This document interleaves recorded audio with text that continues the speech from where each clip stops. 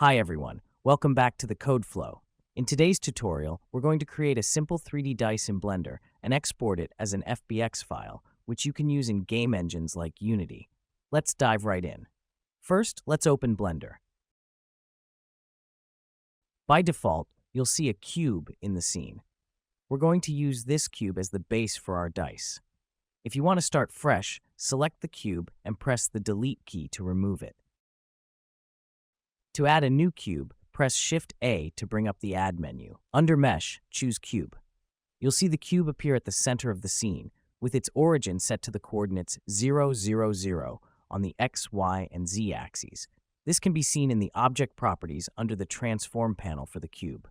Here you can adjust its location, rotation, and scale by increasing or decreasing their values. We won't go into detail about every property in this video, as our focus is on creating the dice, but we'll cover the key properties to make a beautiful dice. To navigate around, zoom in and out using your mouse wheel. When working in Blender, we often switch between Object Mode and Edit Mode. Object Mode is for manipulating entire objects, while Edit Mode lets us modify the geometry of the object itself. You can switch between these modes by pressing Tab on your keyboard. In Edit Mode, if you're in Vertex Selection mode, you can select any vertex of the cube by simply clicking on the small dots at the vertices.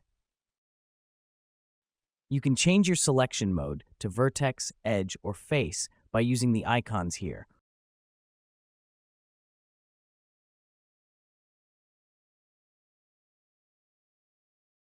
Or by pressing 1 for Vertex selection, 2 for Edge selection, and 3 for Face selection. Just remember not to use the numbers from the numpad, as they have different functions. These selection modes are only available in Edit mode. Now, let's add some extra edges to our cube to begin shaping our dice. Press Ctrl-R to start a loop cut. After pressing Ctrl-R, move your mouse over any edge of the cube, and you'll see a virtual line drawn around it. You can increase or decrease the number of loop cuts by scrolling your mouse wheel up or down. We need 4 loop cuts to make the dice, so make sure you have 4 lines drawn. Click to apply the loop cut. After applying, you can adjust its position by moving your mouse left or right. To center it, simply right-click to reset it to the center. Now your loop cut is ready. Repeat the same process for the other edges until you've made loop cuts on 3 of the cube's edges. Once done, we're ready to move on. If anything goes wrong during your modeling, don't forget you can always press Ctrl-Z to undo any changes. Next, let's select the center face of the cube. In Edit mode, press 3 to switch to face selection. You can start with any side. Now let's inset the face. Insetting means we'll create a smaller face inside the selected one. With the face selected, press I on the keyboard to inset. You can increase or decrease the size of the inset by dragging your mouse inward or enter a specific value directly from the keyboard. I'll enter 0.04 and press Enter to apply the inset. We know that in dice, the sum of opposite faces is always 7. So, for the opposite side of the face we just inlaid, we need to make 6 holes. Zoom out and rotate the cube to the opposite face by holding the middle mouse button. To select multiple faces, hold Shift and click on each face. To deselect a face, simply click anywhere else or click on a face without holding Shift. If you're selecting multiple faces that are side by side, the inset may not behave as expected, and you might notice the center face isn't inset correctly. So start by selecting just these 4 faces and inset them with the I key, using the same value of 0.04 as before. Now select the 2 remaining faces and inset them in the same way.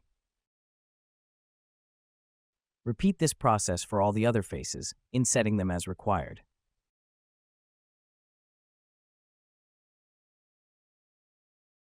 Once the faces are inset, we'll change the color of the dice. Select all the faces that you inset, holding the Shift key.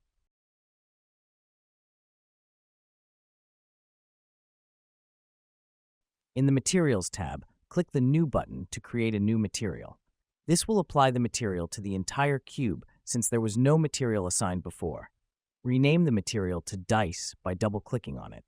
To add another material, click the plus icon and then click on New again. Rename this new material to hole. Renaming is optional, but it helps keep things organized. Now, under the base color section, you can change the color of the holes. With the holes selected on the cube, click Assign to assign the hole material only to the inset faces you selected. You can also change the viewport shading from solid mode to material preview mode to see how the materials look. For a more accurate preview, you can switch to rendered mode to see the final result. To make the holes look like actual indentations, we'll use the Poke Faces feature. With these faces selected, right-click in the scene and choose Poke Faces. This will create extra geometry on the selected area. You can adjust the amount of poking by modifying the value under the Poke Faces option. We'll use a value of -0.2 to poke the faces inward. Once done, deselect the faces.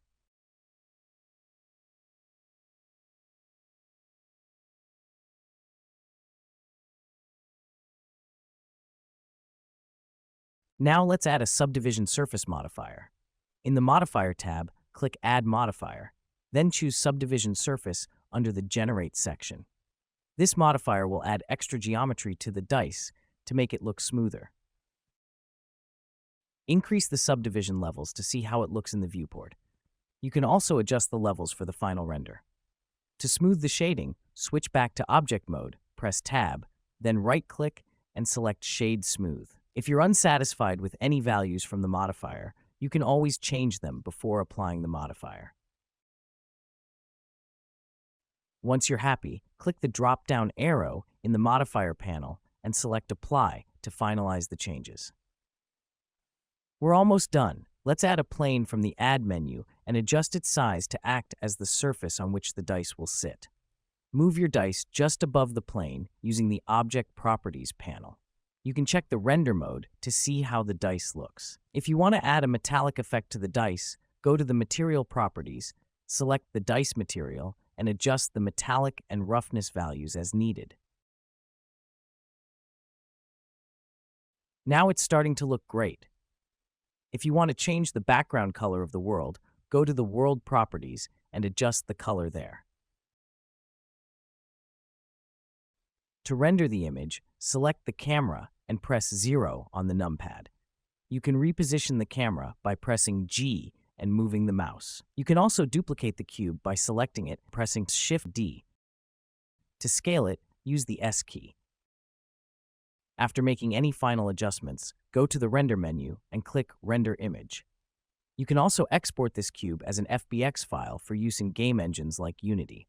To do that, delete the unnecessary items in the scene, rename the meshes for clarity, and then click File and choose Export FBX. Once saved, you'll have an FBX file ready to use in your game engine. How's everyone doing?